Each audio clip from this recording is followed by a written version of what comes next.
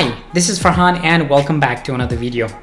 In the past week, we finally got the details of the summary judgment, something that we had been waiting for a very long time, close to 2 years if you're counting from the start date, because this kind of goes to show that, hey, we are basically nearing the end of this lawsuit.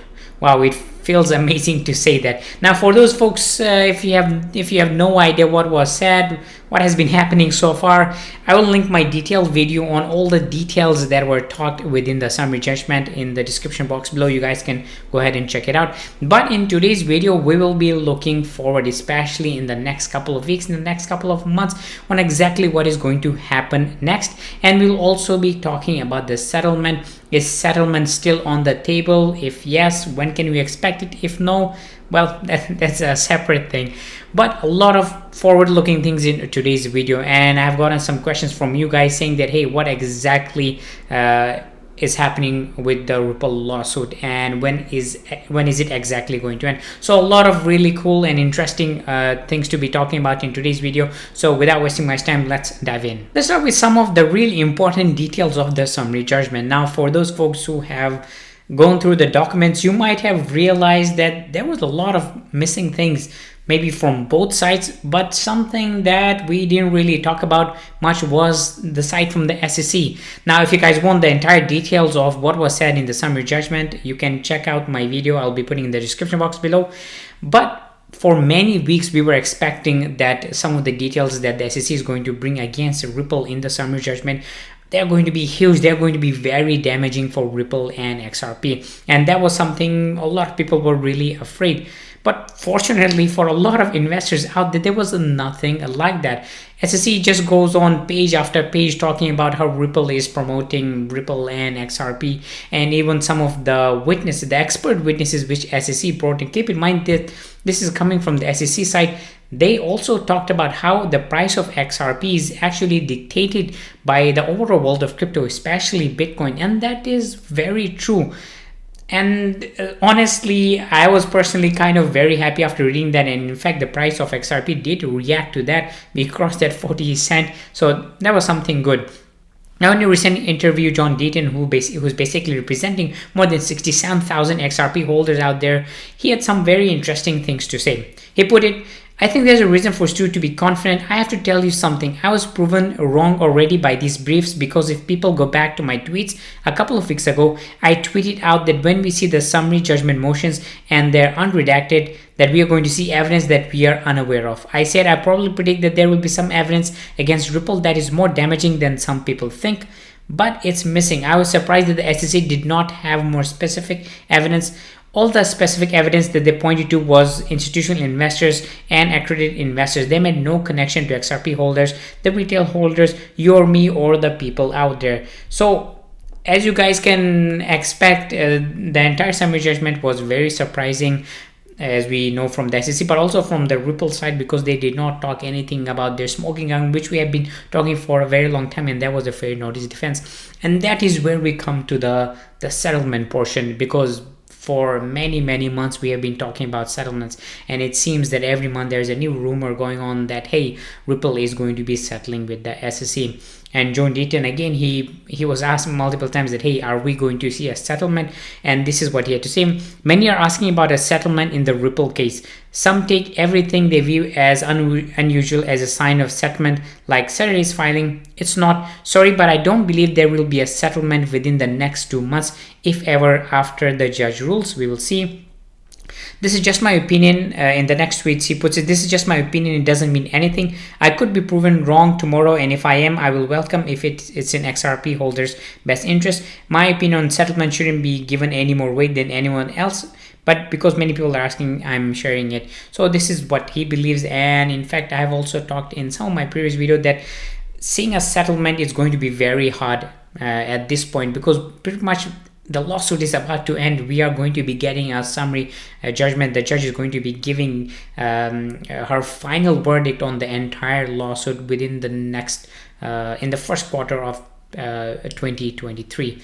And now this brings us to a very important question which I have gotten so many times, and that is when exactly is this going when exactly is this lawsuit going to end. Now I have made a video on that. I will also be linking that in the description box below. But from what we're getting, the final details of the summary judgment, basically Ripple and the SEC exchanging various things, it will happen until the end of December, and then the judge is going to take some time. From what we're hearing, that Judge Torres takes a couple of months to at least give a verdict. So somewhere around, if you're basing on the timeline from her previous cases, we're expecting the end of this lawsuit somewhere before 31st March 2020. In fact, this was actually kind of reiterated by a former US federal prosecutor who kind of gave us this timeline. And from what we're seeing, it seems that this very likely might happen, that we will see the lawsuit somewhere before the end of March. Now let's talk about some of the important dates that are coming up in this lawsuit within the next couple of weeks, within the next couple of months. So the first one is on October 18th, and that is when the parties file all materials related to the oppositions to the summary judgment motions temporarily under seal.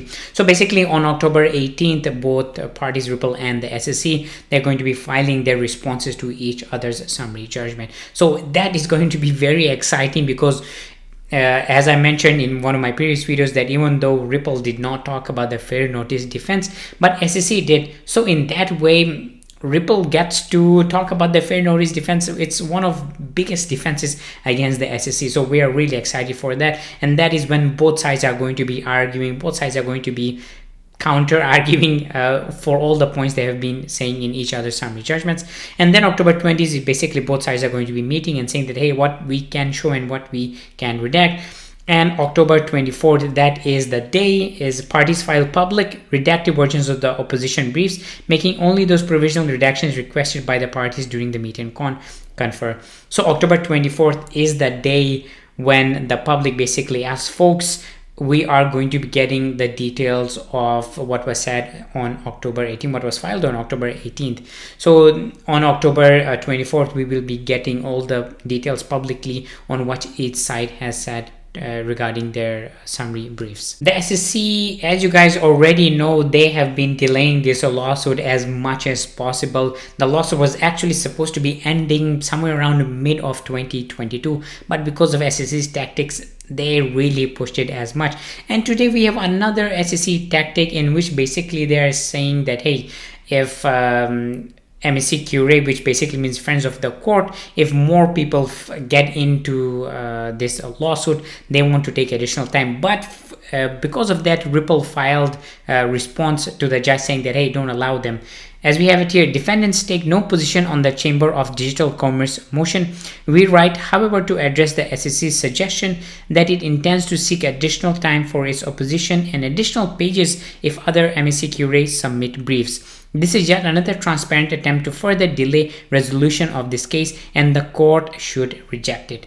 I 100% agree with the Ripple in this case, because the SEC is just trying to delay it, and this is yet another tactic that, you know, to if somebody else files a brief, SEC wants more time. Basically, they just want to delay everything. Let's see what the judge says regarding this. Well, guys, that was the video for today. Let me know what are your thoughts in the comment section below. I love reading all your comments. Guys, trust me, I pretty much read every single comment on my YouTube channel. I might be the only one of the very few YouTubers, even though I might not be able to reply to you, but I do read them. So make sure to comment below. And if you guys want me to talk about certain things, also comment down below, and make sure to follow me in other social media. All of those details will be in the description box below.